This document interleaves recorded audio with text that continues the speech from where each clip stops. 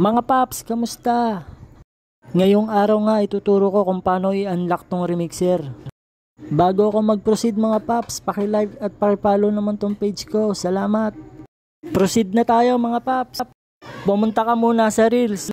Tapos hanap ka ng content creator. Ako may napili na. Ito kasi maganda yung video niya. Pindutin mo yung 3 dot. Pindutin mo yung remix this reel. Tapos makikita nyo yung video niya, pati video mo.